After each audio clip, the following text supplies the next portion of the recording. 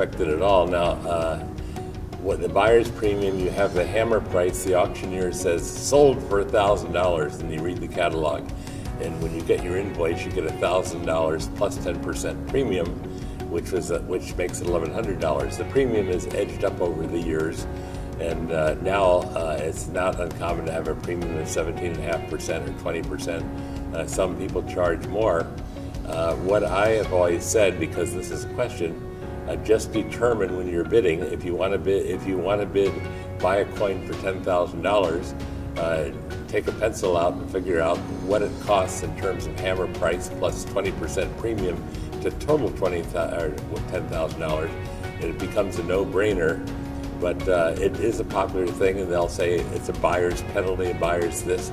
But it's something that the international auction houses all over the world use for art and everything else. So it's just part of the program.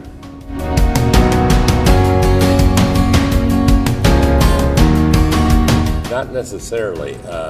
Years ago, and my experience dates back to 1953 when I was a dealer in junior high.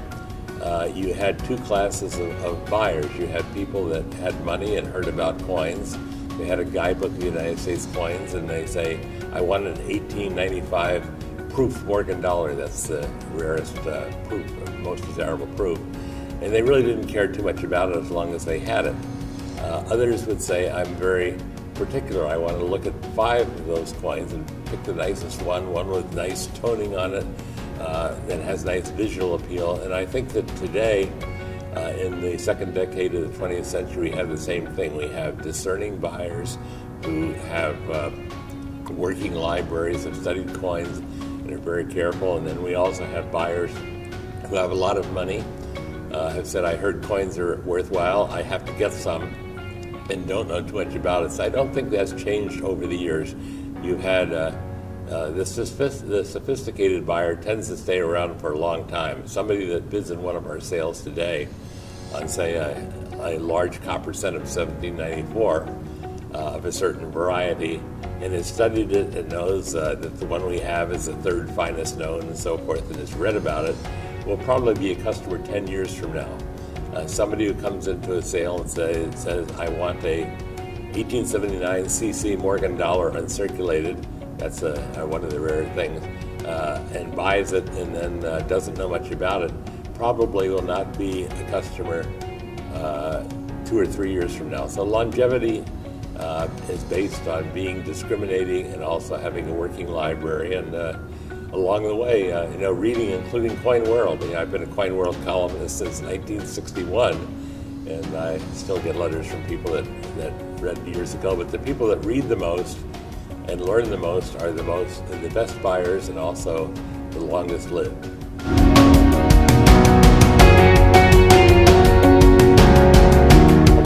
We conduct auctions regularly and multiple times a year. We try to turn out catalogs that are not only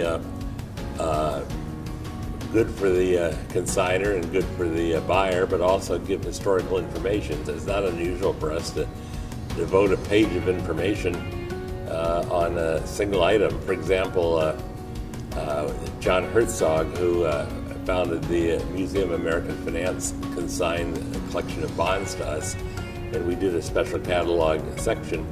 And there were some items that were $200, $2,000 that we gave a full page to and told all about its history. So we like to combine history and also basic information. Now, unlike years ago, the internet offers great advantages in clarity of images. If we have a rare Morgan dollar, a rare double eagle, you can look at the internet and almost see it as well as if you're looking at it in person.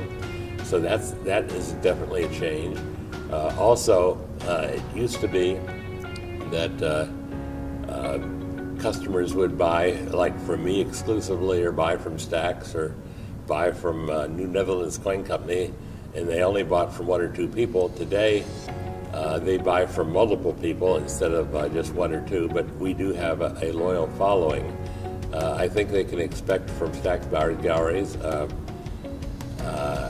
authenticity, the best description we can give.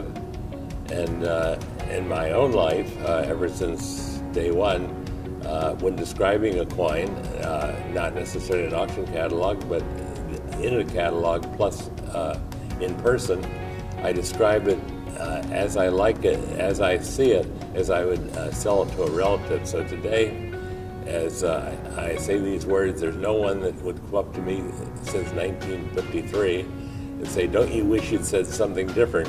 Because I try to just say how I feel. And also, if a coin has a scratch on it, if I say, "Well, this coin has a scratch on the reverse," be sure to notice it. That doesn't hurt the sale of the coin. You don't want them to discover it later. But today, with certified coins, that's not as important. Careful descriptions aren't as important as before, but we still like to try to give them.